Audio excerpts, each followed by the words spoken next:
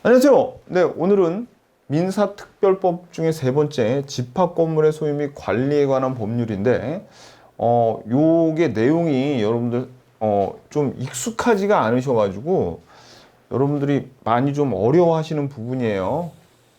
그래서 이제 한 문제 정도가 여기 출제가 되는데, 그냥 제가 찍어 드린 것만 공부하십시오.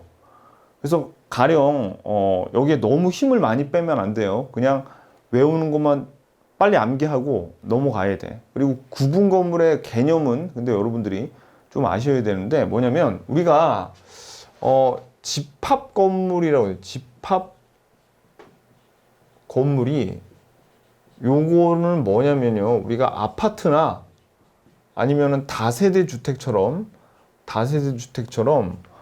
원래 여러분들 건물이 하나 있으면 요거를 그냥 한동 건물이라고 부릅니다. 한동 건물이라고 불러요. 그러면 요 건물, 한동 건물은 요 건물을 전체를 가령 값이 요 건물 전체가 다 값 거죠. 그럼 우리가 그냥 요 값은 건물 소유자, 건물에 대한 소유권이 있는 사람이잖아요. 그죠? 요렇게 부릅니다. 근데 요 건물이요, 이 값 혼자 갖기에는 좀 너무 벅차. 그러니까 요 건물 짓는데도 돈이 많이 들어가고 요 토지가 많이 들어가가지고 가령 A, B, C, D 네 사람이 이 건물을 공유로 갖는 게 아니라 이렇게 가질 수도 있습니까? 물리적으로 1, 2, 3, 4층으로 나눠서 여기는 A가 갖고 여기는 B가 갖고 여기는 C가 갖고 여기는 D가 갖고 요렇게 이 건물을 요렇게 하면 뭐라 그러냐면 이거를 구분했다 그래요. 구분했다 그래.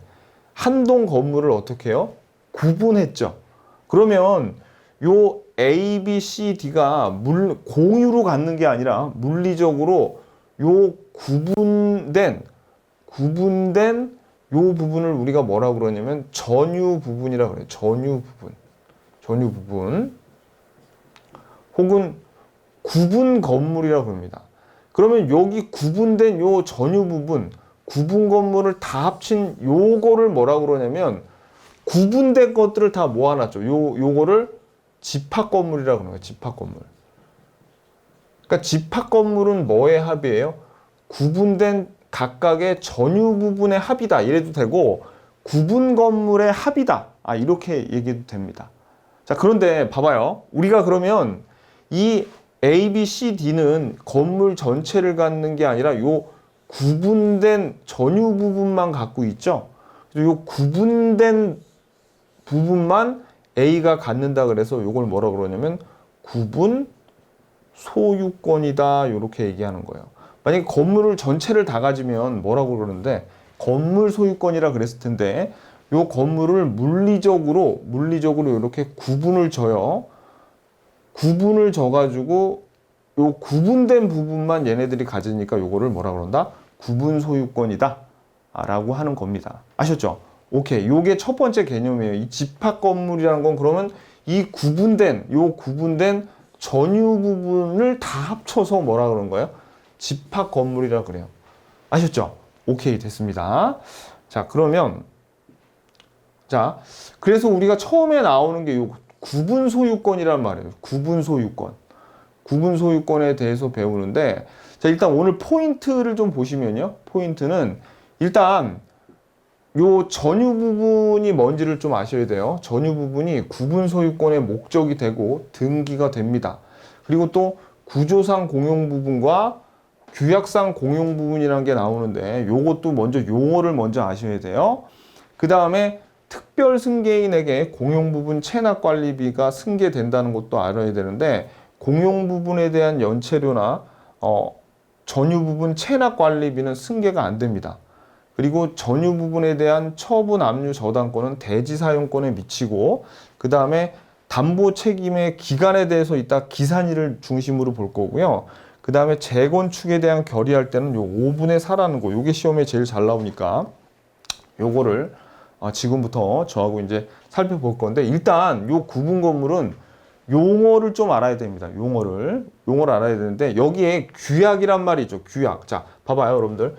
일단 여기 아까 뭐라 그랬냐면 요 건물이 하나 있는데 요거를 세 개로 구분했다 그래요. 그래서 각각 A, B, C가 여기서 살고 있으면 요 세 개의 전유 부분으로 구성된 집합 건물이죠.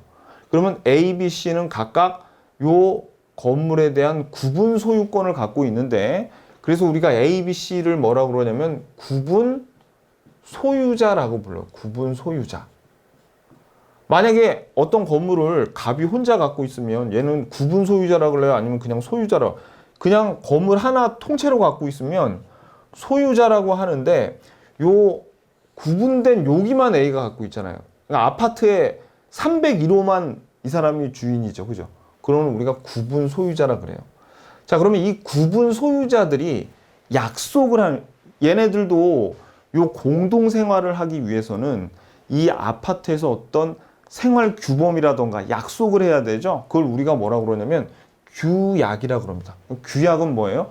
요 구분 소유자들의 약속을 규약이라 그래요. 일단 용어 하나. 규약은 뭐다? 약속이다. 자, 그러면 이제 볼게요. 자, 그러면 보세요. 여기 지금 친구들이 9명이 있대요. 9명. 9명이 건물을 하나 지었어요. 토지 위에 졌겠죠. 토지 위에. 토지 위에 졌는데 얘네들이 9명이니까 어떻게 생겼냐면 건물이 이렇게 생겼습니다. 여기 이렇게 그래서 요게 하나 10개 그죠? 그리고 여기는 어디냐면 요건 엘리베이터하고 그다음에 계단하고 여기 엘리베이터가 여기 요렇게 있어요. 이렇게 엘리베이터 계단. 그리고 여기서 친구들이 9명이니까 하나, 둘, 셋, 넷, 다섯, 여섯, 일곱, 여덟, 9명이 살고 여기 하나 남죠? 그래서 요 친구들 9명이 마침 다 자기 그 애들이 다 나이 또래가 한 5살로 비슷해요. 그래서 여기는 어린이집으로 같이 쓰자고 서로 약속을 한 거예요. 자, 이제 한번 살펴볼게요. 일단 여러분들 요 전유 부분이라는 거는 뭐냐면 실제로 여기에 있는 구분 소유자들이 갖고 있는 요 구분 건물 있죠. 여기서 아파트 여러분들 문 딱 열고 들어가서 여러분들이 사는데 그게 뭐냐면은 전유 부분이에요. 그냥 여러분들의 집이야, 집. 아파트 집. 아셨죠? 여러분들이 사는 공간. 그걸 뭐라 그러냐면 전유 부분이다. 이렇게 얘기합니다. 자, 그리고 공용 부분은 뭐냐면 같이 쓰는데 구조적으로 이 구분 소유자들이 어쩔 수 없이 같이 쓰는 거 있죠. 필연적으로 같이 쓰는 거. 그게 뭐예요? 엘리베이터나 계단은 구조적으로 이 구분 소유자들이 같이 써야 되죠. 그래서 엘리베이터, 계단, 벽면 이런 걸 뭐라고 그러냐면 구조상 공용 부분이라고 합니다. 자, 그런데 규약상 공용 부분은 구조적으로 필연적으로 꼭 쓸 필요는 없지만 규약이 뭐예요? 약속으로 같이 쓰자고 한 거죠. 약속으로. 그러면 약속으로 같이 쓰자고 한 거니까 뭐를 할까? 요 전유 부분 중에 하나를 어린이집으로 서로 약속으로 같이 쓰기로 했죠. 노인정이 될 수도 있고요. 그래서 요런 전유 부분처럼 자, 그러니까 봐봐요. 일단 요거 전유 부분이랑 구조상 공용 부분의 가장 큰 특징은 전유 부분은 등기가 돼요. 근데 여러분들 계단이나 엘리베이터 따로 등기해서 이 건물의 엘리베이터만 제 건데요. 이 건물의 계단만 제 건데요. 이런 거 못 봤죠. 그러니까 얘네들은 등기가 안 돼. 소유의 목적이 될 수가 없어요. 하지만 봐요. 요 규약상 공용 부분은 원래 이거 등기해서 다른 사람 사용할 수도 있었겠죠. 그러니까 이런 전유 부분 중에 일부를, 특히 전유 부분 중에 일부를 등기가 가능한 거를 뭐를 약속으로 같이 공용 부분으로 쓰자고 한 게 뭐예요? 이걸 규약상 공용 부분이다 이렇게 보시면 됩니다. 그러니까 얘네들은 둘 다 공용 부분이지만 구조상 공용 부분은 계단, 엘리베이터 생각하시면 돼요. 얘네는 등기가 안 돼. 그런데 요 규약상 공용 부분은 전유 부분을 친구들끼리, 그죠? 아니 구분 소유자들끼리 약속으로 같이 공용 부분으로 쓰자 그런 거예요. 그러니까 이거 딴 사람한테 등기는 되지만 전유 부분을 요거 어린이집으로 쓰기로 한 거죠. 등기는 되지만 공용 부분이니까 다른 사람한테 팔면 된다 안 된다? 안 된다는 겁니다. 이거 조심하셔야 돼요. 등기는 돼요. 그래서 요 원래 여러분들 이따가 제가 말씀드리겠지만 요 전유 부분은 그냥 우리가 사는 데니까 얘는 등기가 표제부, 갑구, 을구로 돼 있거든요. 근데 요 규약상 공용 부분은 표제부로만 돼 있어요. 그래서 아예 소유권이 들어가는 갑구나 을구가 없어. 그러니까 팔 수도 없어요. 얘는 공용 부분이니까 못 팔게 해놓는 거죠. 그 다음에 이 대지 사용권이라는 건 뭐냐면 이 구분 건물의 구분 소유자들이 이 구분 건물을 소유하려면 구분 소유권으로 전유 부분을 소유하려면 공중에다가 아파트 지을 수 없잖아요. 그죠? 그래서 구분 건물을 지을 수 있는 권리가 있는 대지를 사용할 수 있는 권리를 대지 사용권이라고 부릅니다. 왜 이름을 이렇게 복잡하게 붙여놨냐면 이게 사실 설명드리기가 그러니까 여러분들이 이건 등기법 가서 배우시면 되는데 사실 여러분들 이 구분 건물을 짓기 위해서 가장 일반적으로 보통은 요 건물을 지으려는 시공사가 소유권으로 토지를 지들이 산 다음에 요거를 건물을 짓는 경우가 있는데 꼭 소유권만 대지 사용권이 될 수 있는 건 아니에요. 전세권, 지상권, 임차권을 설정해서도 요 건물을 질 수 있거든요. 그러니까 전세권이나 지상권이나 임차권도 다 뭐가 될 수 있다? 대지 사용권이 될 수 있어요. 대지 사용권이 뭐라고요? 구분 건물을 지을 수 있는 권리. 일반적으로 소유권이지만 다른 권리들도 대지 사용권이 될 수 있는 겁니다. 아셨죠? 요거. 자, 그래서 우리가 이제 볼게요. 여러분들이 방금 뭘 봤냐면, 자, 여러 가지 이제 용어를 봤는데, 구조상 공용 부분이 뭐라고요? 그렇지. 같이 쓰는 건데, 엘리베이터나 계단처럼 필연적으로 같이 써야 되는 거. 등기 절대로 안 되는 거. 그리고 규약상 공용 부분은 어린이집, 노인정, 관리실, 뭐 그런 것처럼 어떤 그 전유 부분인데 요거를 약속으로 전유 부분이 아닐 수도 있어요. 근데 등기 능력이 있어요. 그 규약상 공용 부분은 보통 요런 전유 부분을 약속으로 구분 소유자들의 약속으로 같이 쓰기로 하는 거예요.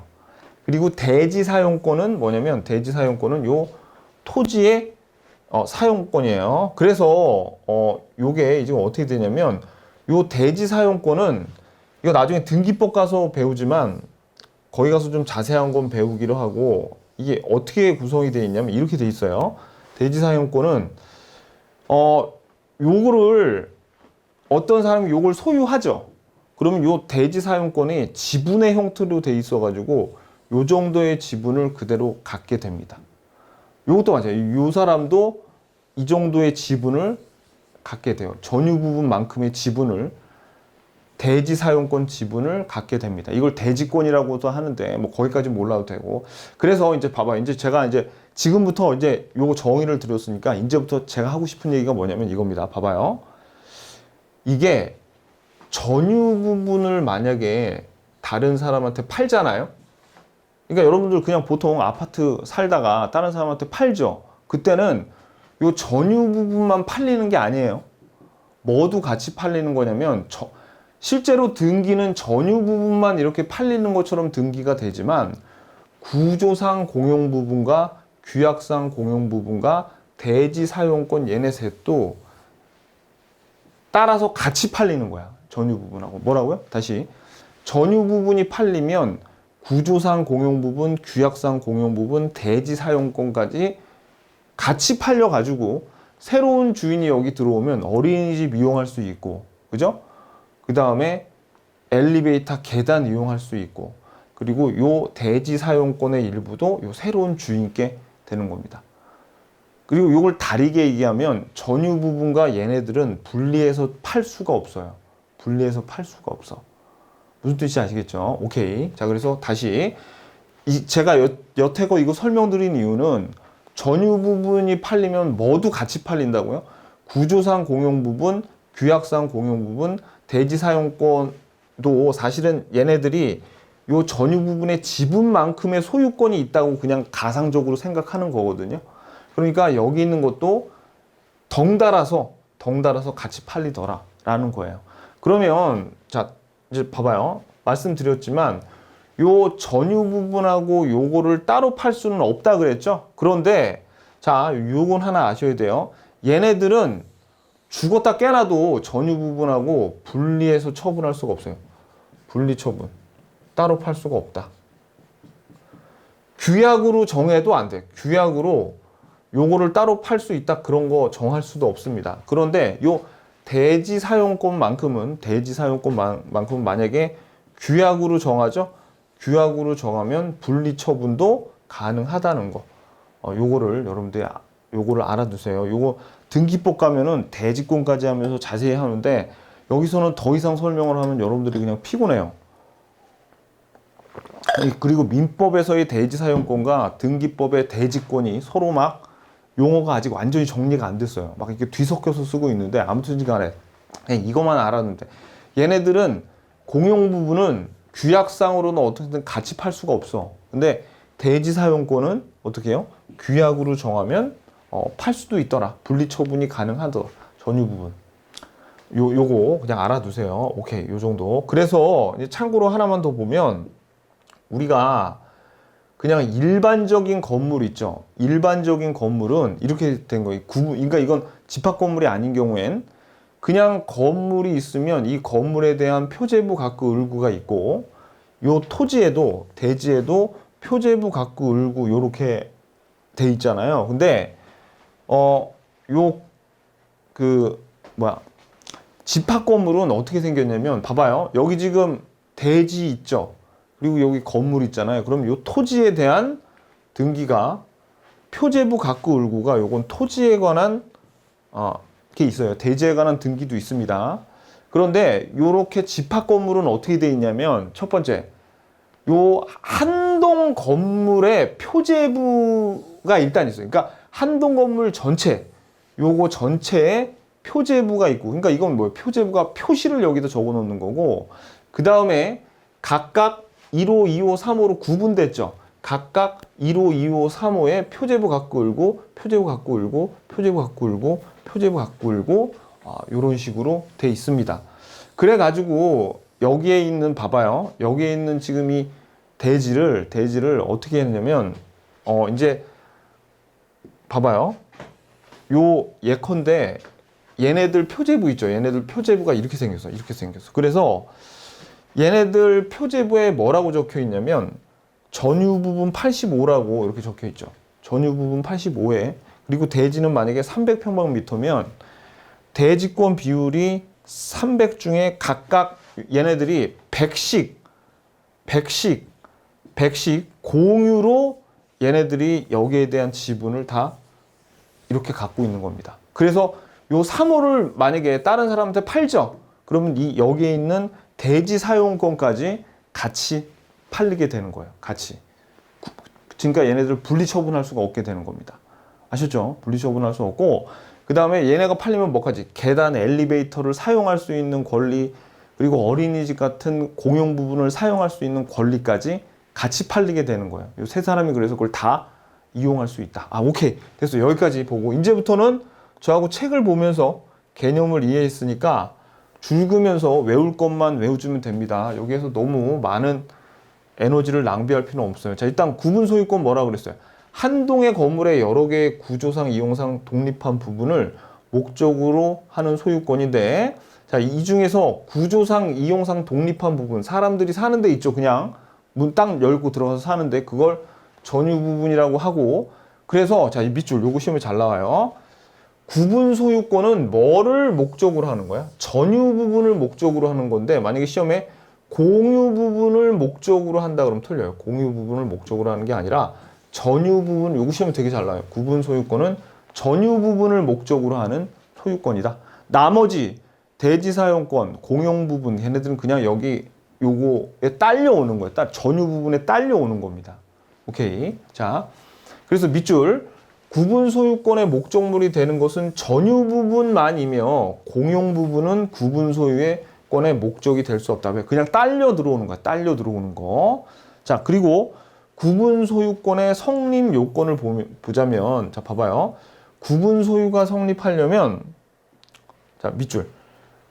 건물이 구조상, 이용상, 독립성. 자, 구조상, 이용상, 독립성이라는 건 건물이 벽으로 이렇게 서로 벽으로 나눠져 있어야 되고, 이용상은 요건 뭐냐면 들어가는 현관, 그죠? 독립된 문이 있어야 돼요.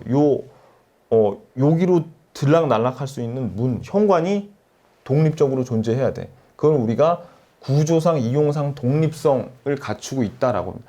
그것뿐만 아니라 또 뭐가 있어야 되냐면 구분 의사와 구분 행위가 있어야 되는데, 사실 구분 의사를 표시하면 그냥 구분 행위가 되는 겁니다. 그러니까 두 개가 같은 의미다 이렇게 보시면 되는데, 봐봐요. 근데 중요한 거는 밑줄. 등록이나 등기를 요하지 않는다. 무슨 얘기냐면 구분 건물을 딱 지었어요. 짓고 나서 나 요거 구분 건물로 할 거야 라고 자기 의사만 표시하면, 그런 의사를 표시해서 구분 행위만 있으면 굳이 집합물 건물 대장이나 등기에 이렇게 집합 건물로서 등록이나 등기가 안 되더라도 구분 건물, 즉 집합 건물로 쳐준다는 얘기입니다. 구분 소유권이 성립해요. 자, 그래서 요 한번 볼게요. 자, 그러면 쌍괄호 3번에 지금 몇 페이지냐면 440페이지예요. 자, 구분 소유권을 취득하기 위해서는 구분 소유권을 설정하는 소유자의 의사가 있어야 되고, 그에 더하여 구분 행위가 있으면 되고, 반드시 집합 건축물 대장의 등록이나 구분 건물의 표시에 관한 등기를 요하지 않는다라고 나왔죠. 그리고 동그라미 2번, 요것도 비슷한 판례인데 봐봐요. 구분 건물이 물리적으로 완성이 아직 안 돼서, 물리적으로 아직 완성이 되기 전인데 건축 허가 신청이나 분양 계약을 했어요. 요 건물을 여러 개로 나눠서 분양하겠다라고 계약을 체결하기만 하면 장래에 신축되는 건물을 구분 건물로 하겠다는 구분 의사가 객관적으로 표시가 돼서 그게 곧 뭐가 되는 거예요? 구분 행위가 되는 거예요. 그러니까 분양 계약을 하면 이거 여러 개 나눠서 여러분들한테 팔게요. 구분해서 팔게요 라고 이렇게 계약하기만 하면, 건물이 아직 완성이 안 됐죠? 그러면 아까 우리 뭐라 그랬어요? 구분 의사와 구분 행위가 있어야 되고, 플러스 뭐가 있어요? 이용상 이용상 독립성이 있어야 된다 그랬죠? 자, 그래가지고 근데 아직 건물이 안 지어졌잖아요. 그럼 봐봐요. 먼저 계약을 해서 우리는 보통 먼저 선분양하고 나중에 건물 짓죠. 건물이 완성이 됐어요. 그러면 건물이 완성이 되기만 하면 이미 구분 의사를 했기 때문에 등기하기 전에도 뭐가 되는 거예요? 구분 건물로 성립이 되는 겁니다. 아셨죠? 집합 건물, 구분 건물 그냥 같은 뜻이라고 보시면 돼요. 원래는 그 구분된 건물, 구분된 요 조그만 것들이 합쳐져서 집합 건물이라 그러는데, 그냥 우리가 집합 건물을 구분 건물이라고도 합니다. 그래서 여기서 막 판례에서는 이거를 섞어서 쓰고 있어요. 그래서 따라서 아직 그 건물이 집합 건축물등에 등록되거나 등기부에 등기되지 않았다 하더라도 그 점에서 구분 소유가 성립된다. 그죠? 자, 그래서 요 다시 봐봐요. 우리가 구조상, 이용상 독립성을 갖추고 구분 의사에 의한 구분 행위가 있어야 되는데, 먼저 선분양해가지고 선분양했죠. 그럼 이미 구분 의사와 구분 행위가 있어. 그런 다음에 건물을 다 짓죠. 그러면은 그 건물은 분명히 구조상, 이용상 독립성이 있을 거 아닙니까? 아파트를 졌으니까. 그러면 굳이 등기 안 하더라도 건물 짓자마자 그냥 걔는 구분 건물이 되는 거예요. 오케이. 됐습니다. 됐고요. 그 다음에 집합 건물의 구성. 자, 넘기시고요. 그게 중요해요. 시험에는 어떻게 나오겠어요? 집합 건물에 등록이 되거나 등기에 구분 건물로서 표제부가 완성이 되어야지 구분 소유권이 성립한다. 그러면 틀려요. 등록과 등기가 필요 없다고요. 아셨죠? 그게 포인트. 두 번째, 집합 건물의 구성은 봐봐요. 구분 소유권의 목적인 건물 부분을 전유 부분이라고 합니다. 그래서 전유 부분은 요게 돼요. 그래서 밑줄. 자, 요게 중요해. 전유 부분은 등기의 능력이 있으므로 등기의 대상이 등기가 돼. 등기가. 우리가 맨날 그 아파트 사거나 임대차 계약 맺으러 할 때 등기를 끊어주죠. 그게 다 요 전유 부분의 등기예요. 그게. 자, 그 다음에 이제 공유 부분을 보면 요거 이따 자세히 설명을 할 건데 구조상 공용 부분과 규약상 공용 부분으로 나뉘고요. 그 다음에 대지 사용권 있는데 요 대지 사용권은 구분 소유자가 전유 부분을 소유하기 위해서 건물의 대지에 대해서 가지는 권리인데 대부분 소유권이지만 임차권, 전세권, 지상권도 된다고 했습니다. 그래서 그냥 구분 건물, 집합 건물을 짓기 위한 권리라고 보시면 됩니다. 자, 그럼 이제 공유 부분에 대해서 이제 자세히 보겠는데, 자, 구조상 공용 부분은 복도, 엘리베이터, 계단, 옥상, 전기시설처럼 외관상, 구조상으로 필연적으로 같이 사용되는 공용으로 같이 쓰이는 게 구조상 공용 부분이에요. 자, 근데 밑줄. 구조상 공용 부분은 구분 소유권의 목적으로 할 수 없으며 등기할 수 없어요. 근데 규약상 공용 부분은 등기가 됩니다. 등기가 돼요. 얘는 구분 소유권의 목적은 될 수 없지만 등기는 돼요. 등기는 돼. 자, 그래서 자, 쌍괄호 2번. 규약상 공용 부분은 노인정, 어린이집, 관리사무실 등 입주자들이 규약, 약속에 의해서 공용으로 된 부속 건물을 얘기하는데, 자, 이때 밑줄, 규약상 공용 부분은 등기가 됩니다. 등기를 해야 되는데 갑구하고 을구가 없고 뭐만 있어요? 표제부만 있어요. 표제부. 그래서 요 규약상 공용 부분이 근데 재밌는 게 아까 제가 어린이집 얘기했죠. 어린이집 얘기했는데 이럴 수도 있잖아요. 이거 어린이집으로 규약상 공용 부분으로 쓰다가 만약에 애들이 다 크면 어린이집 필요 없죠. 그러면 요 9명이 규약으로 요거 어린이집으로 쓰기로 했는데 규약을 폐지해 버립니다. 규약을 폐지해 버리면 여기 표제부만 있었는데 갑구, 을구를 만들어서 다른 사람한테 팔아 가지고 그냥 전유 부분으로 다시 만들 수도 있어요. 규약상 공용 부분은. 무슨 얘기인지 아시겠죠? 근데 구조상 공용 부분은 그게 절대 안 돼요. 규약상 공용 부분은 원래 전유 부분이었던 걸 같이 쓰기로 했는데 이제 필요가 없으면 다른 사람한테 팔고 이거 n분의 1씩 서로 나눠 가지면 되겠죠. 그러니까 규약으로 공용 부분으로 만들었는데 이 규약을 약속을 서로 9명이 합의해서 폐지해버리고 규약을 폐지해버리고 다시 원상태 전유 부분으로 만들 수도 있다. 등기법 가면 배웁니다. 이 내용. 요거 참고로 알아두세요. 그리고 참고로 일부 공용 부분이라는 게 있는데 요건 뭐냐면 이게 뭐냐면 이제 그 아파트 단지 내에 보면은 여기 아파트가 있는데 이 아파트는 좀 분양가가 높아요. 그리고 요 아파트는 분양가가 좀 싸. 그러면 요 분양가가 여기 높은 대신 뭐가 있냐면 가령 헬스장이 있어요. 그래서 헬스장은 다른 단지에 있는 사람들은 요거 못 써요. 그래서 일부의 구분 소유자만 사용할 수 있는 걸 일부 공용 부분이라 그럽니다. 참고로 요거 알아두시고요. 오케이, 됐어요. 자, 넘기시고 일단은 개념만 파악하시면 됩니다. 개념만. 근데 요건 알아두셔야 돼요. 아까 구조상 공용 부분은 등기가 안 됐는데 규약상 공용 부분은 등기는 되되 뭐밖에 없다? 표제부밖에 없더라. 자, 공용 부분은 그리고 목적이 될 수 없습니다. 구분 소유의 목적은 전유 부분만 된다 그랬어요. 자, 그리고 공용 부분의 판단 기준은 밑줄 객관적인 용도에 따라서 객관적인 용도에 의해서 결정됩니다. 객관적인 용도. 자, 건물의 어느 부분이 구분 소유자의 전원 또는 일부의 공용에 제공되는지의 여부는 그 건물의 구조에 따른 객관적인 용도에 의해서 결정해야 될 것이다. 오케이.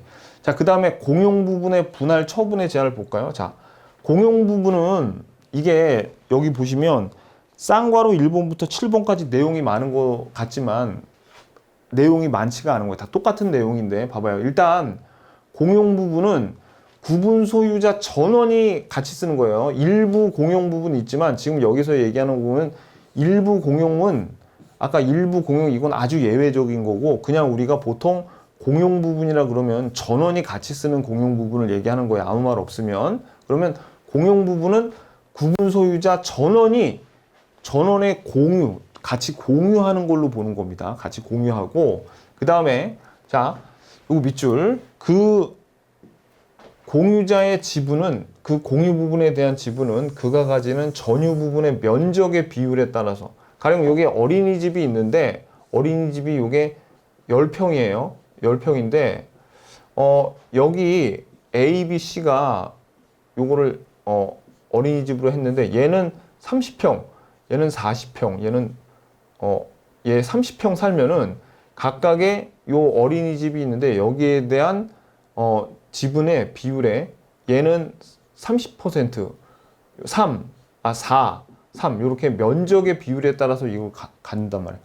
선생님, 근데 이거 면적의 비율에 따라서 뭐 하죠? 뭐 하냐면 공용 부분도 여기서 비용이 발생하면 비용도 내야 되고 여기서 수익이 발생하면 수익도 나눠 가질 수 있습니다. 예를 들어서 여기에 어린이집을 하나 만들어 가지고 여기에 어떤 선생님 두려면 비용이 들죠. 그러면 얘가 좀 많이 내야 돼. 다른 애들은 이 선생님이 200만 원이라 그러면 얘는 60만 원 주면 되는데 얘는 80만 원 줘야 돼요. 그런데 가령 이 어린이집에 다른 애들까지 받아서 가령 여기서 돈을 벌죠. 그럼 거기서 수익이 나왔으면 얘는 거기에 40% 갖고 30%씩 갖는다는 얘기입니다. 아셨죠? 자, 그래서 거기에 대한 비용과 그 다음에 수익은 지분별로 그 면적, 전유 부분의 면적의 비율로 나눠 갖는 거예요. 계속 나옵니다. 봐봐요. 공용 부분은 입주자들의 공유지만 전원이 동의해도 공용 부분을 밑줄. 공용 부분은 분할할 수가 없어. 이 공용 부분은 절대 분할할 수도 없고 팔아먹을 수도 없습니다. 그리고 공용 부분의 밑줄. 공용 부분에 대한 공유자의 지분은 그가 가지는 전유 부분의 처분에 따른다. 이게 무슨 얘기예요? 전유 부분이 팔리면 공용 부분은 같이 팔린다. 그 얘기입니다. 오케이. 자, 그 다음에 5번. 공유지는 그가 가지는 전유 부분과 분리해서 공용 부분에 대한 지분을 처분할 수 없다. 이는 규약, 자, 그러니까 이게 무슨 얘기냐면 공용 부분은 규약으로 달리 정해도 분리해서 처분할 수 없어요. 그 지분을 분리해서 처분할 수 없어요. 분리해서 처분할 수 없어. 근데 뭐는 규약으로 정하면 할 수 있다. 대지 사용권은 가능하다 그랬죠. 공용 부분은 안 되는 거예요. 규약상 공용 부분이건 구조상 공용 부분이건 팔 수 없어요. 절대 분리할 수 없어. 규약으로 달리 정할 수도 없어. 그리고 공용 부분에 관한 물권의 득실 변경은 등기가 필요 없다는 얘기인 아까 규약상 공용 부분도 표제부만 있다 그랬죠. 그러니까 전유 부분이 팔리면 저절로 팔리니까 여기 갑구 을구가 없기 때문에 등기를 하지도 못해요. 물권이 바뀌었다 그래도 적정. 그러니까 공용 부분은 이 공용 부분은 뭐예요? 물권의 득실 변경은 등기가 필요하지 않아. 왜? 등기가 없어. 구조상 공용 부분은 아예 등기가 없고 그 다음에 규약상 공용 부분은 뭐예요? 표제부밖에 없기 때문에 물권이 바뀔 일도 없지만 바뀌어봐야 등기를 필요로 하지 않는다는 얘기예요. 7번에 요거 공용 부분은 또 취득 시효의 대상이 아닙니다. 얘는 전유 부분만 계속 따라다니기 때문에 이 공용 부분은 취득 시효의 대상이 아니에요. 그러니까 어때요, 여러분들 보시기에? 그러니까 이걸 여러분들이 일일이 다 이렇게 외울 필요는 없고 여기서부터 봐봐요. 결국 얘기는 뭐가 되냐면 이거 공용 부분 분할해서도 안 되고 그 다음에 전유 부분이 팔릴 때 같이 덩달아서 같이 팔리는 거니까 전유 부분 팔릴 때 같이 팔리는 거니까 분리해서 처분하면 안 되는 얘기가 다 그 얘기예요. 무슨 얘기인지 아시겠죠? 다 똑같은 얘기야, 얘네들. 자, 그 다음에 공용 부분의 사용 및 관리를 보면 자, 요거 조심하셔야 돼요. 자, 요거 밑줄. 공용 부분에 대한 비용 부담은 지분 비율에 따른다. 지분 비율. 그죠? 그런데 공용 부분을 사용할 때는 용도에 따르는 거예요. 용도. 사용할 때는 뭐에 따라요? 용도에 따라서 해야지. 만약에 한번 생각해 봐요.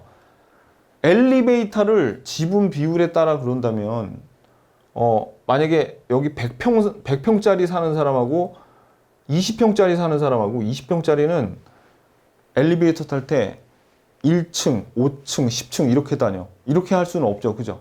그러니까 용도는 그냥 사용 수익할 수 있어요. 자기네들 용도에 따라서. 하지만 비용은 뭐가 부담하냐? 용 100평짜리가 더 나요. 근데 여기에 나오는 수익을 분배할 때는 요 100평짜리가 더 많이 갔더라. 요 정도. 그리고 밑줄 여기 보존 행위는 공유자가 단독으로 할 수 있습니다. 공유자가 단독으로 할 수 있지. 뭐 관리단이나 입주자 회의가 뭐 해야 된다 그러면 틀려요. 보존 행위는 공유자 단독으로 할 수 있다. 자, 그래서 가령 공용 부분에 속하는 부속 시설이나 대제 불법으로 누가 점유하죠? 그러면 각자가 야 너 나가 임마라고 구분 소유자 모두가 할 수 있다는 얘기입니다. 오케이, 됐어요.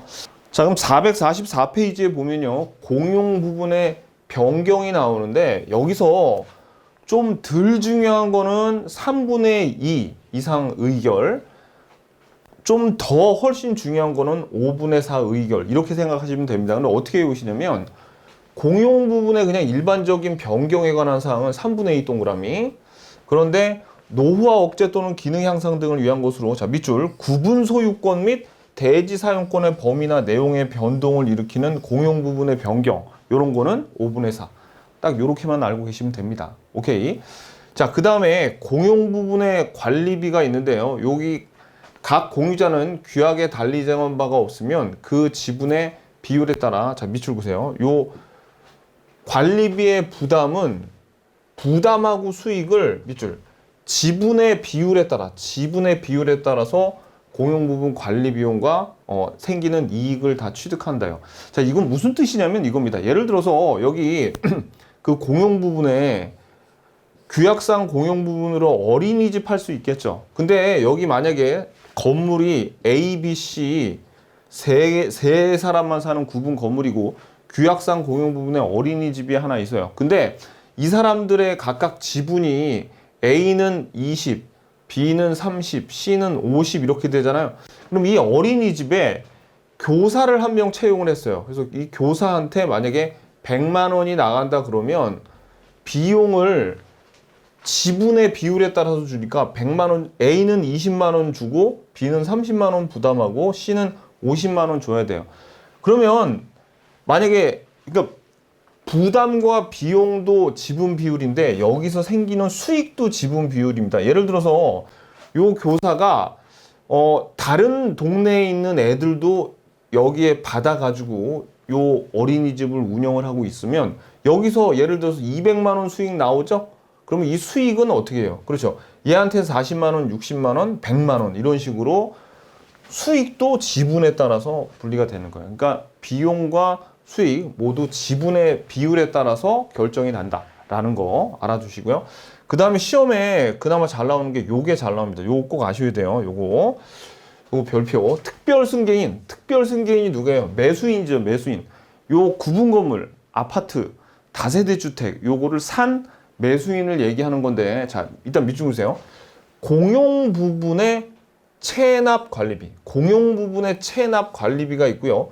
공용 부분의 요 관리비, 체납 관리비에 대한 연체료 밑줄, 그리고 전유 부분 밑줄, 전유 부분의 체납 관리비 있는데 여기에서 특별 승계인에게 승계되는 거는 이거밖에 없어요. 공용 부분의 체납 관리비만 승계가 되고 이거에 대한 연체료, 전유 부분의 체납 관리비는 승계되지 않는다는 거. 요거 꼭 기억하세요.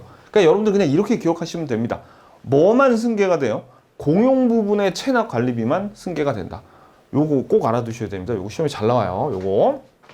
자, 그리고 관리비 징수에 대한 유효한 규약이 존재하지 않더라도 관리단은 공용 부분에 대한 관리비를 그 의무 부담자인 구분 소유자에게 청구할 수 있다. 자, 요 조문도 뜻을 알아야 되는데 뭐냐면 지금 아파트를 새로 하나 지었죠. 아파트를 새로 하나 지으면 여기 구분 소유자들이 여기 아직 들어오기 전이고 짓자마자는 규약, 약속을 서로 정하지 않아서 규약이 존재하지가 않아요. 아직 규약이 존재하지가 않아요. 그래도 처음에 아파트 들어서면 엘리베이터도 가동시키고 좀 불도 켜놔야 될 거 아닙니까? 그죠? 그러니까 규약이 존재하지 않더라도 처음에 신축했을 때 관리단은 공용 부분에 대한 관리비는 거둬야 될 거 아니에요. 엘리베이터는 움직이게 해놔야죠. 그 얘기를 하는 겁니다. 규약이 존재하지 않더라도 그냥 여러분들은 규약이 존재하지 않더라도 구분 소유자에게 관리비를 의무 부담할 수 있다. 이렇게 기억하시면 됩니다. 자, 그 다음에 쌍괄호 5번에 공용 부분의 하자 추정 요것도 여러분들 알아두셔야 되는데 이건 무슨 얘기냐면 전유 부분에 속하는 한동 건물의 설치 또는 보존의 하자로 인하여 자 밑줄 그세요. 타인에게 손해를 가한 때에는 그 하자는 전유 부분이 아니라 공용 부분에 있는 것으로 추정된대요. 공용 부분 네모. 전유 부분 밑에다 X. 전유 부분으로 하자가 있는 것이 추정되는 게 아니라 공용 부분으로 추정된다는 거예요. 그래서 그 결과 하자로 인해서 타인에게 손해를 가할 때는 입주자들의 공동 책임으로 그려서 그럼 여러분들 공동 책임 가로치고 공용 부분이기 때문에 공동 책임을 진다라고 기억을 하셔야 되는데 이게 무슨 얘기냐면 이겁니다. 자, 보세요, 여러분들. 여기 지금 아파트 있어요. 아파트가 복도형 아파트라서 좀 넓어요. 되게 넓어. 그래가지고 지금 어떻게 돼 있냐면 여기 지금 막 이런 식으로 살고 있단 말이야. 뭐 1, 2, 3, 4층에 각각의 여기 10가구들씩 이렇게 쭉 살고 있어. 근데 지금 여기에 어떤 사람이 살고 있는데 여기에서 물이 뚝뚝 떨어지는 거예요. 물이. 천정에서 물이 떨어져요. 근데 보세요. 공동주택이 여기에서 물이 떨어지면 사실 가능성이 제일 큰 거는 여기에서 요 전유 부분에서 하자가 있을 가능성이 가장 크지만 아니 막말로 진짜 이건 실제로 그래요. 공사하시는 분들 말씀 들어보면 여기에서 물이 새더라도 엉뚱하게 여기에서 밑에 물이 새가지고 흘러가서 일로 가는 경우도 있고 여기에서 가는 경우도 있고 알 수가 없대요. 자세히 뜯어보기 전까지는 심지어는 자세히 뜯어봐도 잘 모른대요. 저기 공사하시는 분들한테 여쭤봤더니 어디서 이렇게 누수가 생기잖아요. 공동주택이. 그러면 여기에서 새는지 전유 부분 어떤 전유 부분에서 하자가 있는 걸로 추정이 되는 게 아니야. 아직 잘 모르니까. 그러니까 뭘로 추정하는 거야. 여기 전체의 잘못이야. 여기에서 물이 새는 거는 공용 부분 전체의 잘못이 있는 것으로 추정하니까 이 윗집에 사는 사람 전유 부분에서 물어주는 게 아니라 전체의 잘못이니까 공동 책임을 진다는 그런 의미입니다. 무슨 얘기인지 아시겠죠? 그래서 요거 시험에 잘 등장하는데 손해를 가할 때 설치 또는 보존의 하자로 타인의 손해를 가할 때는 전유 부분으로 그 하자가 전유 부분에 있는 걸로 추정돼요? 아니면 공용 부분에 있는 걸로 추정돼요? 공용 부분에 있는 걸로 추정된다. 따라서 공동 책임이다. 오케이. 이렇게 보시면 됩니다. 자, 그 다음에 대지사용권 보겠습니다. 대지사용권. 자, 대지사용권은 여기 법정대지, 규약상대지 있는데 뭐 별로 중요하지 않아요. 그냥 한번 읽어보세요. 법정대지는 실제로 집합 건물, 구분 건물이 밑에 깔려 있는 그 땅을 의미하는 거예요. 그 정도만 알아두시면 됩니다. 자, 그럼 이 대지사용권이란 게 다시 한번 말씀드리지만 원래 구분 건물을 짓기 위해서는 가장 일반적으로 여기 소유권을 가지고 구분 건물을 지을 수 있겠죠. 건물을 지으려면 토지에 어떤 권리가 있을 때 그 권리 상에다가 건물을 지어야 될 거 아닙니까? 토지에. 그죠? 근데 소유권 구분 건물을 지을 때 소유권만 되는 건 아니라 여기에 임차권, 지상권, 전세권이 있더라도 여기에 구분 건물을 지을 수 있어요. 그러면 이 구분 건물을 지으면 여기 있는 토지 소유자에게 임대료나 지료를 내야 되겠죠? 지금 그 얘기를 하는 겁니다. 그래서 이 대지사용권은 거기에 관한 내용이에요. 그래서 대지사용권이랑 구분 소유자가 전유 부분을 소유하기 위해서 건물의 대지로 가지는 권리를 얘기하는데 등기법에서 제가 이거 자세히 가르쳐 드리겠지만 요 대지사용권하고 대지권이라고 등기법에서는 얘네들이 좀 틀려요. 사실 좀 틀린데 우리 민법에서는 얘네 둘을 막 섞어서 쓰고 있어. 그러니까 여기서 대지사용권은 민법에서 쓰이는 대지사용권은 그냥 등기법에서 대지권이라고 보면 돼요. 이게 어떻게 다르는지 지금은 몰라도 돼요. 등기법 가면 알게 되는데 아무튼 이 대지사용권 있죠. 대지사용권이 이게 중요해요. 전유 부분과 분리해서 처분할 수 없다는 게 중요해요. 이게 무지하게 중요합니다. 요거. 그래서 다음에 한번 밑에 보면은 전유 부분과 대지 사용의 일체성이 있죠. 요거 꼭 알아두셔야 돼요. 자, 봐봐요. 밑줄 보세요. 구분 소유자의 대지 사용권은 그가 가지는 전유 부분의 처분에 따른다. 이 말은 전유 부분과 대지 사용권의 분리 처분은 금지된다. 이 말이에요. 이게 무슨 의미냐면 이겁니다. 자,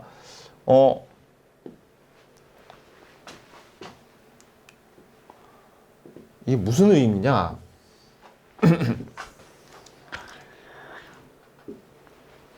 자, 여기 지금 대지, 토지가 있어요. 토지 위에다가 건물을 이렇게 1호, 2호, 3호 이런 식으로 건물을 짓죠. 그러면 이 구분 건물 밑에 있는 이 토지가 사실은 어떻게 되어 있냐면 여기에 있는 공유지분, 여기에 있는 공유지분, 여기에 있는 공유지분이 나눠져 가지고 요 건물하고 이렇게 끊어질 수 없는 끈으로 연결이 되어 있는 거예요. 연결이 되어 있는 거예요. 자, 그래서 예를 들어서 여기에 이 1호 있죠? 1호를 팔죠. 그러면 이 건물만 팔리는 게 아닙니다. 뭐까지 덩달아서 같이 팔려요? 여기에 붙어 있는 대지 사용권, 지분까지 대지 사용권이 지분의 형태로 되어 있어요. 그러니까 3분의 1, 3분의 1, 3분의 1의 대지 사용권 혹은 대지권의 지분의 형태로 되어 있어요. 지분, 공유의 형태로 되어 있단 말이야. 이 대지 사용권이. 당연하죠. 왜? 여기 세 가구가 사니까 하나, 둘, 셋, 3분의 1씩 이렇게 지분을 갖게 되는 거예요. 1호, 2호, 3호가. 그러면 이 1호가 팔릴 때는 얘가 갖고 있는 요 대지 사용권까지 같이 팔리는 거예요. 그거를 우리가 뭐라고 그러냐면 전유 부분의 처분에 따른다. 즉 전유 부분을 팔면 요 대지 사용권은 반드시 같이 팔리게 돼 있다. 근데 이거를 조금 다르게 표현하면 얘네들을 분리해서 팔 수는 없다. 이렇게 얘기할 수도 있겠죠. 얘가 전유 부분이 팔릴 때 요 지분 대지 사용권이란 지분도 같이 팔린다 이 말이나 얘네 둘을 서로 분리해서 따로 팔 수는 없다. 그 말이랑 똑같죠. 그러니까 이제 읽어봐요. 자, 구분 소유자의 대지 사용권은 그가 가지는 전유 부분의 처분에 따른다. 전유 부분을 팔면 요것도 같이 팔린다. 전유 부분과 대지 사용권은 분리 처분 금지된다. 따로 팔 수 없다. 그 얘기입니다. 무슨 얘기인지 아시겠죠? 오케이. 자, 그 다음에 이제 볼게요. 자, 2번. 전유 부분에 대한 처분이나 압류 등의 효력은 특별한 사정이 없는 한 대지권에 미친다. 이것도 밑줄 보세요. 요거 압류나 저당권, 요거 즉 전유 부분에 설정된 저당권 압류의 효력은 종된 권리인 대지 사용권에도 미친다. 자, 이건 무슨 뜻이냐면 만약에 이거 우리 등기법에 가면 다 배울 건데 요 건물에 있죠. 요 건물에다가 저당권을 설정하죠. 그럼 이 저당권은 어디에까지 미치는 거냐면 요 대지 사용권에까지 이 저당권의 효력을 미쳐요. 즉 요게 저당권이 실행이 되죠. 경매가 되면 건물만 경매로 실행되는 게 아니라 대지 사용권까지 같이 경매로 딸려 나온다는 얘기입니다. 의미 아시겠죠? 거기 미친다고요. 자, 세 번째, 따라서 이 밑줄 법원의 경매 절차에 의해서도 전유 부분과 대지 사용권은 분리 처분할 수가 없어요. 요렇더라도 분리 처분을 할 수가 없다. 그리고 네 번째 볼게요. 네 번째는 이제 뭐라고 나왔냐면 그런데 규약으로 달리 정한 경우를 제외하고 밑줄 보세요. 구분 소유자는 그가 가지는 요 전유 부분과 대지 사용권을 처분할 수 없다. 근데 이 말을 거꾸로 하면은 만약에 규약으로 정하면 이 대지 사용권하고 전유 부분하고 분리해서 처분할 수 있을 거래요. 자, 그럼 요거를 한번 좀 정리해 볼게요. 원래는 분리 처분이 안 돼. 대지 사용권하고 전유 부분하고는 분리 처분이 안 되는데 약속으로 애초부터 야, 이걸 분리해서 팔 수 있게 하자라면은 그때는 가능하다는 얘기인데 한번 정리를 한번 해보면 자, 우리가 여태 뭐 배웠냐면 구조상 공용 부분이란 것도 있고 계단, 엘리베이터 같은 거, 어린이집 같은 관리실, 어린이집 같은 규약상 공용 부분이 있고요. 그 다음에 대지 사용권이 있는데 전유 부분이 팔리면 모두 같이 덩달아서 같이 팔려요. 구조상 규약상 공용 부분이 그냥 전유 부분이 팔릴 때 같이 따라서 같이 팔리는 거라 그랬죠. 그러니까 분리 처분이 안 돼요. 다 얘네 셋은 다 분리 처분이 안 되고 전유 부분이 팔릴 때는 대지 사용권 셋이 쭈루룩 같이 따라와서 같이 팔리는 건데, 하지만 대지 사용권만큼은 규약으로 정해지면 요거를 따로 팔 수 있어. 그런데 얘네들은 이 공용 부분은 얘네들은 규약으로 정해도 따로 못 팔아요. 아셨죠? 그러니까 얘네 셋 다 분리 처분이 불가. 전유 부분이 팔릴 때는 같이 팔리는데 대지 사용권은 규약으로 따로 정해서 분리 처분할 수도 있지만 얘네 둘은 규약으로 정할 수도 없다. 안 된다라는 얘기입니다. 오케이. 요거를 꼭 기억하세요, 여러분들. 자, 됐습니다. 자, 그다음에 분할 금지 볼게요. 분할 금지. 원래 지금 이 대지 사용권은 지분의 형태로 공유 형식으로 갔거든요. 공유예요, 공유. 합유도 아니고 총유도 아니고 공유입니다. 지분이 있는 공유예요. 근데 분할을 금지시켜 놨어요. 우리 민법에서 지금 이건 특별법이잖아요. 민법에서 공유 같은 경우에는 언제든지 자기가 공유를 분할하고 싶으면 할 수 있었죠. 근데 여기서는 분할을 금지를 시켜놨어요. 대지의 구분 소유권의 목적인 건물이 속한 한동 건물이 있을 때에는, 자, 밑줄, 그 대지의 공유자는 건물 사용이 필요한 범위의 대지에서는 분할을 청구하지. 근데 이거 어떻게 보면 당연한 거 아니에요? 지금 아파트가 있는데, 아파트가 있어요. 근데 이 아파트에 여기 지분으로 예를 들어서 여기 그냥 3개만 있다고 칠게요. 이만큼 지분을 갖고 있는데 이 중에 한 명이 야, 나는 이만큼만 분할해서 따로 나올래. 이게 되겠습니까? 지금 아파트 밑에 다 토지가 깔려 있는데. 그러니까 분할을 못하게 만든 거예요. 자, 그리고 요 구분 소유자가 상속인 없이 사망하죠. 그러면 우리 공유 같은 경우에는 나머지 공유 소유자가 서로 나눠 가졌지만 여기는 그게 아니에요. 어떻게 돼요? 그렇지. 그냥 밑줄, 상속인 없이 사망한 경우 대지 사용권은 다른 구분 소유자에게 지분의 비율로 귀속되지 않고 국가 소유로 귀속이 된다는 거. 요런 차이가 있거든요. 자, 5번에 구분 소유자의 권리 의무부터는 출제 빈도가 좀 낮으니까 그냥 대충 빨리 보고 넘어갈게요. 그동안 시험에 나왔던 거 위주로 제가 설명드리고 빨리 넘어가겠습니다. 자, 일단 구분 소유자의 의무에서 공동이익에 어긋나는 행위의 정지 청구라는 게 뭐냐면 이런 거 있죠. 어떤 아파트가 있는데 이 아파트에 한 사람이 평소에는 눈빛이 막 흐리다가 불만 보면 막 눈이 반짝반짝하고 계속 이 집안에서 불장난하고 뭐 그런 사람이 있어요. 그러면 이게 공동의 이익에 어긋나는 행위죠. 불안해 죽겠죠. 그러면 다른 구분 건물 소유자들이 정지를 청구할 수 있어. 어떤 거? 불장난하지 마. 불장난을 정지해라고 청구할 수 있는데, 만약에 정지 청구해서 안 듣죠. 그러면 지금 3가지를 할 수 있어요. 사용 금지. 그 전유 부분 아파트에서 쫓아낼 수 있는 거야. 아파트 사용하지 마.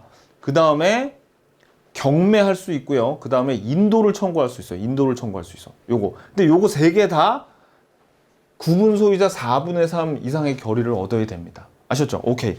그거만 아시면 돼요. 그 다음에 하자 담보 책임 볼게요. 하자 담보 책임은 우리가 봤듯이 지금 여기 예를 들어서 봐봐요. 건물을 처음에 팔아먹는 사람들이 분양자죠. 분양자. 그럼 이 건물을 실제로 지은 사람들은 시공자라고 하잖아요. 시공자, 그죠? 분양자하고 시공자가 있고, 그 다음에 만약에 A라는 사람한테 팔고 B라는 사람이 이 아파트를 샀어요. 이런 경우에 이 A를 뭐라고 그러냐면 분양자한테 처음 샀죠. 이런 사람들을 최초에 분양받은 자 내지는 최초에 분양받은 자 내지는 수분양자라고 그래요. B는 지금 살고 있으니까 현재의 구분 소유자라고 하거든요. 현재 구분 소유자.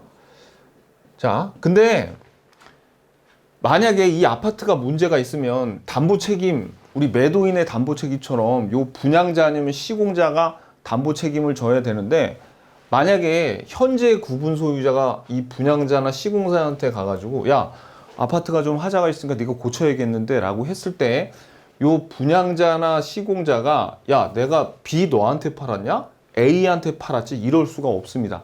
그러니까 자 요게 중요해요.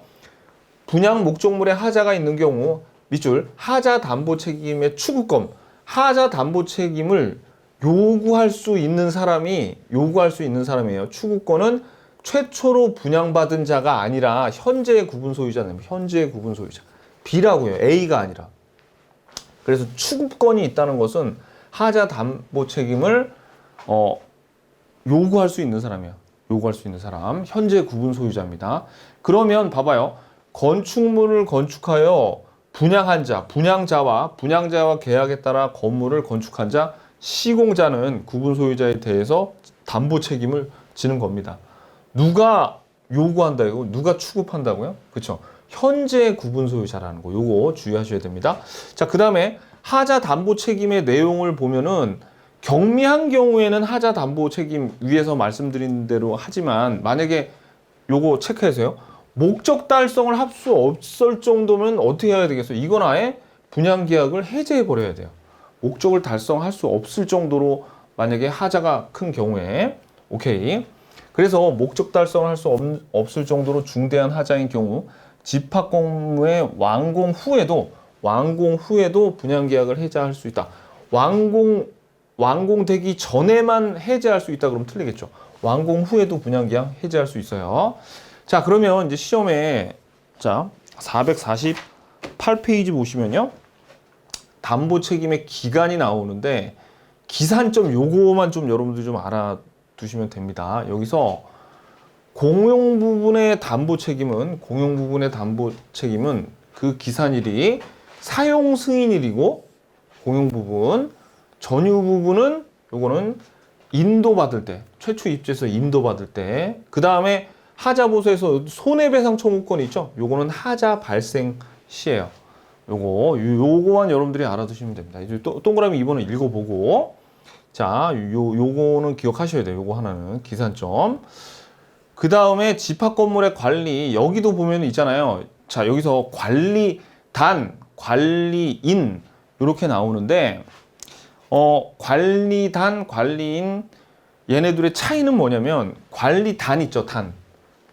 관리단은 한번 읽어볼게요. 건물에 대해서 구분 소유 관계가 성립하면 밑줄 구분 소유자 전원을 구성원으로 해서 이런 사업의 시행을 목적으로 관리단이 설립된다. 그러니까 이 관리단은 구분 소유자들이에요. 그래서 만약에 여기에 구분 소유자 대신 지금 점유한 자 그러면 틀려요.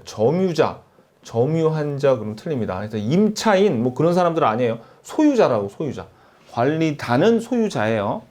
그럼 관리인은 누구냐면 우리 관리소장 뭐 그런 사람들 있죠. 그 관리사무소 뭐 그런 관리인은 관리단을 대표하고 관리단의 사무를 집행한 관리인인데 여기가 중요해요. 관리인은 구분 소유자일 필요가 없어요. 구분 소유자 꼭 지금 시험에 관리인은 구분 소유자 중 한 명을 뽑는다 이러면 틀립니다. 한 명을 대표로 한다. 그래서 그 관리소장 같은 거 다른 어떤 법인에서 여러 아파트를 관리해주기도 하고 그러잖아요. 구분 소유자일 필요가 없어요. 뭐 임기 이런 건 중요한 게 아니고요. 여기 3, 4번도 뭐 별로 중요하지 않습니다. 관리인은 구분 소유자일 필요가 없고 관리위원회도 봐봐. 관리위원회는 관리인한테 요거를 관리를 맡겼어요. 관리단이 관리인에게 관리를 맡겼는데 얘가 뭐 가령 횡령을 한다든지 그런 걸 감시하는 게 관리위원회인데 관리위원회는 요거는 구분 소유자 중에서 뽑아요. 구분 소유자 중에서 밑줄. 요거만 중요합니다. 그러면 자, 우리 한번 볼게요. 관리단이 있고 관리인이 있고 관리위원회가 있죠. 요 세 개에서 구분 소유자가 아니어도 되는 거 뭐예요? 관리인. 관리단은 구분 소유자만. 관리위원회는 관리단에서 구분 소유자 중에서 뽑는 게 관리위원회더라 라는 거 요거만 여러분들이 아시면 됩니다.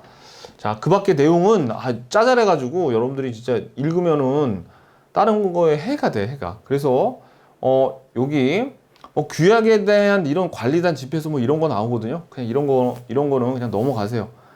진짜 솔직한 심정으로 이런 데서 나오면 그냥 여러분들 어쩔 수 없이 찍으세요. 내가 그러고 싶어. 정말로. 이런 것까지 우리 공인중개사들이 공부한다는 게 좀 그래요. 아무튼 이런 거는 단순 암기니까 그냥 넘어가시고. 자, 그 다음에 뭐 집회소에서 이거 됐습니다. 그냥 한번 읽어보세요. 이거 그냥 한번 읽어보세요. 의결권도 그냥 보고. 자, 요것도 그냥 넘어가세요. 시험에 나온 적은 있는데 출제 빈도가 매우 떨어집니다. 요거. 그 다음에 이제 비교적 최근에 하나 좀 바뀐 게 요게 있죠. 요거. 전유 부분이 150개 이상이면 이게 아파트 중에서 규모가 좀 크거든요. 그 경우에는 1년에 한 번씩 회계 감사를 둬가지고 거기에 있는 그 관리인들 있죠. 그 사람들이 집행한 내역에 대해서 감사를 하게 해놨더라. 참고로 알아두세요. 자, 근데 이제 훨씬 이제 영양가 있는 게 바로 이 재건축입니다. 재건축은 요 밑줄 보세요. 재건축이란 건 주거용 집합 건물을 철거하고 상가용이나 다른 용도로 신축하는 것도 요거 같은 건축물의 용도를 변경하는 것도 재건축의 결의에 허용된다는 거. 그리고 재건축은 무조건 5분의 4예요. 천만다행이에요. 그냥 5분의 4만 답이 되는 겁니다. 뭐 읽어볼 필요도 없어요. 5분의 4라고 재건축 아셨죠? 오케이. 자, 그 다음에 법정 결의사항이 있는데 봐봐요. 재건축 결의를 할 때 법정 결의사항 4개가 나오는데 이게 시험에 나오면은 너무나 당연한 거기 때문에 출제 빈도도 좀 낮고 하니까 억지로 외울 필요 없어요. 자, 지금부터 여러분들 재건축하기 전에 재건축 결의할 때 이런 내용이 당연히 들어가겠지라고 생각하면 됩니다. 봐봐요. 처음에 새 건물의 설계 동그라미. 새 건물이 어떻게 생겼는지는 알아야지 재건축을 들어갈 거 아닙니까? 그죠? 그 다음에 요 재건축을 하려면 철거도 해야 되고 새 건물을 새로 지어야겠죠?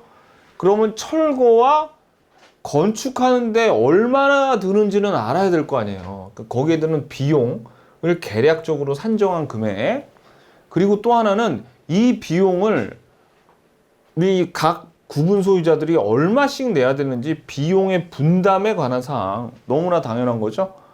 그 다음에 새로 건물이 지어지면 우리 구분 소유자들은 몇 층을 갖는 거야? 몇 층에 어디에를 내가 들어가게 되는 거야? 라는 새 구분 건물에 대한 귀속에 관한 사항, 귀속. 요거를 알아야 될 거 아닙니까? 그죠? 그러니까 봐봐요. 이게 너무나 당연한 거야. 재건축 결의에서 뭐가 법정 반드시 있어야 되냐면 새 건물이 어떻게 생겼는지 설계. 두 번째는 거기가 얼마나 들어갈지 비용, 그리고 비용 분담은 어떻게 하는지, 그리고 어디에 내가 들어갈지, 어디에 귀속될지, 그 4개. 오케이, 됐습니다. 그냥 억지로 안 해도 이런 건 딱 보면 그냥 할 줄 알아야 돼요. 이것도 봐봐요. 그냥 5분의 4래잖아. 5분의 4. 그래서 재건축 결의의 효과를 보면요. 이거 봐봐요. 재건축 결의 효과면 그 재건축 결의가 있으면 집회를 소집한 지체 없이 그 결의에 찬성 뭐 쭉쭉 나와요. 그래서 뭐 해서 그 결의에 대해서 참가하는지 여부를 회답해야 돼. 근데 이 중에서 재건축을 반대한 사람이 있는데 만약에 2개월 이내에 회답하지 아니한 경우에는 이거 참가하겠다는 거야? 안 하겠다는 거야? 회답하지 아니한 경우는 안 하겠다는 뜻으로 받아들이면 됩니다. 재건축, 자, 한번 물어볼게요. 재건축이죠. 어떤 A가 있고 B가 있고 둘 다 소위 얘기하는 돌싱이에요. 돌싱. 그래서 재혼을 하려고 그랬는데 당신 나하고 재혼할래라고 물어봤어. 그럼 B가 아무 말도 안 하고 있으면 이거 카톡을 보냈는데 카톡을 읽고 나서 아무 말도 안 했어. 재혼할까요? 그랬으면 어떻게 된가요? 그렇죠. 그러면 당연히 안 하겠다는 뜻이죠. 그죠? 요거 대답이 없으면 안 하겠다는 뜻입니다. 뭐 그렇게 크게 어려울 거 없어요. 넘기세요. 그래서 요거만 보면 됩니다, 여러분들. 여기까지만 그냥 보시면 돼요. 시가 매도 청구도 그냥 한번 보시고 뭐 중요한 거 아닙니다. 이 정족수 정리한 거 있는데 이거 외우지. 이 재건축이 제일 중요합니다. 이 재건축이 제일 중요하고 그 다음에 요 공용 부분 변경에 관한 거 있죠. 공용 부분. 재건축이 제일 중요해요. 그 다음에 요 노후화 억제 요거에서 공용 부분 변경할 때 5분의 3. 요거 정도만 여러분들이 그냥 좀 알아주세요. 아셨죠? 자, 핵심 체크 보겠습니다. 자, 1번. 규약에 다른 정함이 없으면 관리위원회의 위원은 전유 부분을 점유하는 자 중에서 관리단 집회의 결의에 의해서 선출한다. 아니죠. 전유 부분을 점유하는 자가 아니라 구분 소유자죠. 여기서 구분 소유자가 돼야 돼. 여기 틀렸네요. X. 자, 2번. 건물의 시공자가 전유 부분에 대하여 구분 소유자에게 지는 담보 책임의 존속 기간은 구분 소유자에게 인도한 날부터 기산한다. 맞고요. 3번. 대지 사용권은 법원의 강제 경매 절차에 의해서라면 전유 부분과 분리되어 처분될 수 있다. 아닙니다. 요거 대지 사용권 분리 처분 안 된다 그랬죠? 그래서 법원의 강제 경매 절차에 의해서라도 전유 부분과 분리되어 처분될 수 없다. 그렇게 해야 돼요. 이거 틀렸습니다. 4번. 공용 부분은 구분 소유자의 공유이므로 각 공유자는 언제든지 그 분할을 청구할 수 있다. 완전히 틀렸죠. 왜? 요 구분 건물에서의 공용 부분은 전원이 동의하더라도 분할을 할 수 없다 그랬습니다. 분할을 할 수 없다 그래야 돼. 그래서 요거 X. 자, 그 다음에 5번. 집합 건물의 전유 부분과 공용 부분 중 구분 소유권의 목적이 되는 것은 뭐예요? 그렇죠. 전유 부분이죠. 전유 부분. 맞고, 전유 부분에 대한 처분이나 압류 등의 효력은 특별한 사정이 없는 한 어디에도 미쳐요? 대지권에 미친다. 맞죠? 7번. 공용 부분 관리비에 대한 연체료는 전 구분 소유자의 특별 승계인에게 승계되는 공용 부분 관리비에 포함되지 않는다고 했죠? 이게 맞습니다. 자, 여기까지 봤으니까 우리 이제 기출문제 풀어보도록 하겠습니다.